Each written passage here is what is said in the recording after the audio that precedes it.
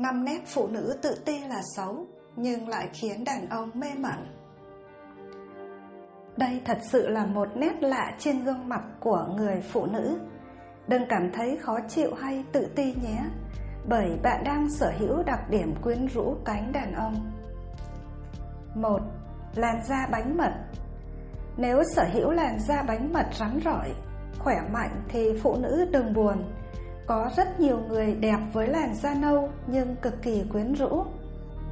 Cùng với đàn ông thì những cô nàng có làn da bánh mật cũng sẽ khiến họ bị cuốn hút đến mức không thể rời mắt bởi vẻ đẹp quá ư là đặc biệt này. Vậy nên chị nào có làn da bánh mật thì cũng đừng tự ti. 2. Cơ thể tròn trịa. Những người phụ nữ mũm mĩm, tròn trịa đa phần đều tự ti với bản thân mình. Tuy nhiên thì không phải ai sở hữu thân hình mảnh khảnh cũng khiến đàn ông say mê cả. Ngược lại thì dù phụ nữ có thân hình đẫy đà mới có thể thu hút ánh nhìn của nam giới. Đơn giản là vì ôm người béo sẽ có cảm giác ấm áp, thích thú và say mê. 3. Môi dày. Nhiều người khao khát có được bờ môi dày tự nhiên và họ phải mất khá nhiều tiền cho phẫu thuật thẩm mỹ để sở hữu chúng. 4. Hay đỏ mặt. Phụ nữ hay đỏ mặt thường khiến đàn ông thích thú. Chính sự thẹn thùng của bạn khiến đàn ông càng khao khát muốn sở hữu và bảo vệ. Bản năng bảo vệ và chăm sóc của đàn ông sẽ trỗi dậy khi nhìn thấy bạn cứ e ấp như thế. Vì thế, nếu lỡ có đặc điểm này, hãy coi đó là lợi thế của mình. 5. Mùi hương thơm tự nhiên trên cơ thể. Không phải cứ mùi hương sực nức sẽ khiến đàn ông mê mẩn đâu. Sự thật là các hương thơm đặc trưng trên người phụ nữ mới thực sự kích thích mọi giác quan của đàn ông. Vậy nên là phụ nữ dù không đẹp xuất sắc được như những cô hoa hậu, người mẫu thì các chị cũng đừng bao giờ thấy tự ti, xấu hổ. Bởi chính những nét đặc biệt trên cơ thể đó lại chính là những chi tiết gợi cảm trên cơ thể thì sẽ thôi thúc đàn ông mong nhớ và khám phá. Tâm sự, câu chuyện. Tôi mệt mỏi vì sở thích quái đản của chồng những ngày giãn cách.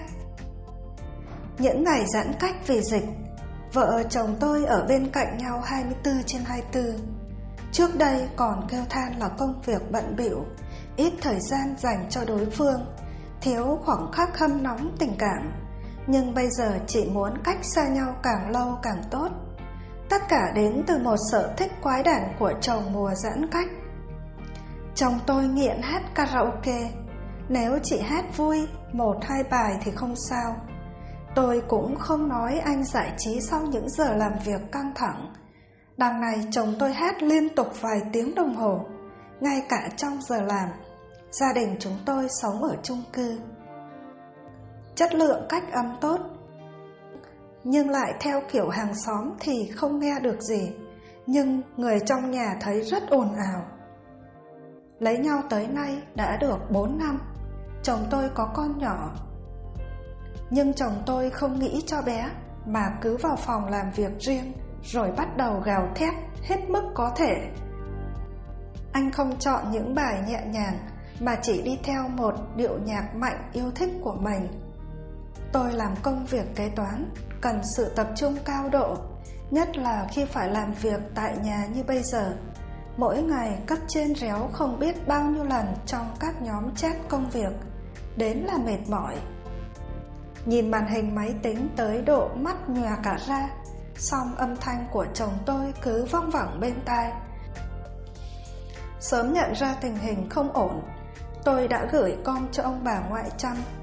Nhà bố mẹ đẻ tôi cách đây vài cây, cũng ở vùng xanh nên tôi hoàn toàn tin tưởng giao phó cho ông bà. Khi mới giãn cách xã hội được ít tuần, công việc của hai vợ chồng còn trôi chảy, nên thôi thì cũng thoải mái với đối phương một chút. Nhưng bây giờ chồng tôi bị giảm lương, điều này khiến tôi lo lắng ngày đêm. bởi khoản nợ ngân hàng để trả căn chung cư này vẫn chưa hoàn thành xong. Đỉnh điểm là những lần chồng tôi bị cấp trên khiển trách vì chưa sát sao với công việc. Thay vì chú ý tập trung hơn, anh ấy sẽ lại đi hát karaoke, mở nhạc còn tưng bừng hơn. Trong loại điệu hát quen thuộc của chồng, tôi nghe thấy anh nói những câu bất mãn với sếp, căng thẳng chồng chất. Tôi cũng định an ủi ông xã một chút, mà tự dưng thấy anh cứ hát hoài, thành ra không muốn giao tiếp.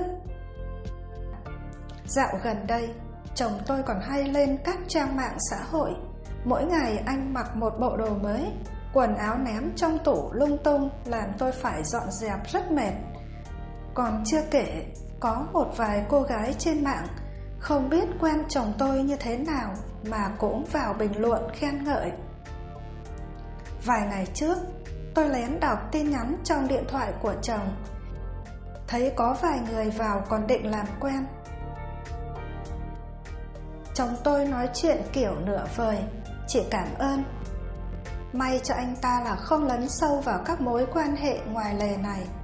Tôi cũng chẳng ít lần cãi nhau to tiếng với chồng, ném đồ nọ đồ kia vỡ lung tung. Nhưng đâu lại vào đấy, chồng tôi quá nhiều năng lượng, anh cứ hát hoài. Lên mạng thấy người người khoe ở nhà mùa giãn cách giúp tình cảm vợ chồng khăng khít hơn. Tôi cực kỳ tủi thân khi nghĩ về tình cảnh gia đình mình. Liệu bây giờ làm sao để khuyên chồng tôi trở về một người đàn ông trầm lắng như xưa đây? Tôi rất ám ảnh với sở thích này của anh. Hay là bây giờ dọa về nhà ngoại để anh tỉnh ngộ?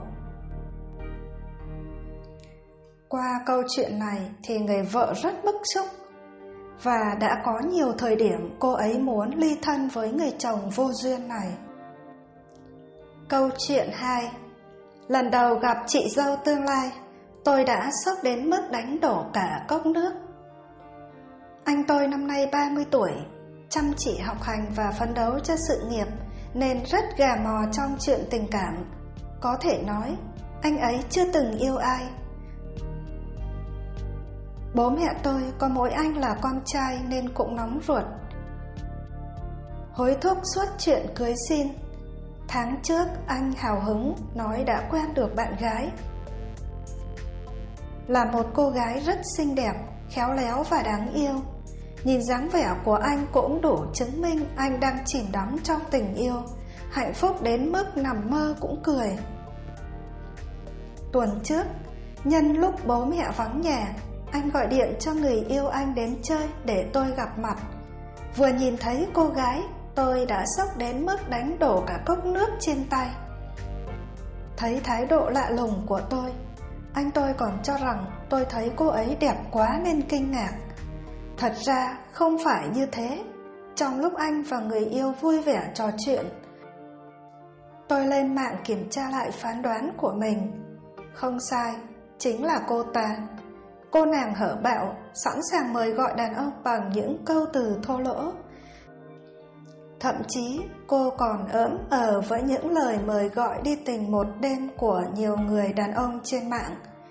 Nếu như không có mạng, có lẽ tôi cũng sẽ bị vẻ bề ngoài hiền lành của cô nàng qua mắt. Giờ tôi rất lo cho anh trai mình.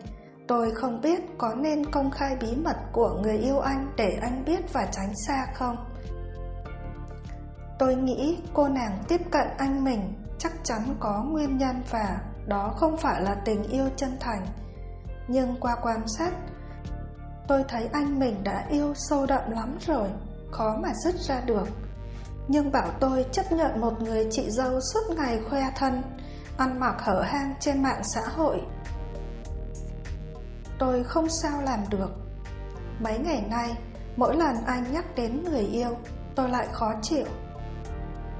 Tôi phải làm sao để anh mình dứt ra khỏi cô nàng đó đây? Câu chuyện 2. Em chồng đã rất sốc khi lần đầu gặp chị dâu tương lai. Cô ấy đã sốc đến mức đánh đổ cả cốc nước.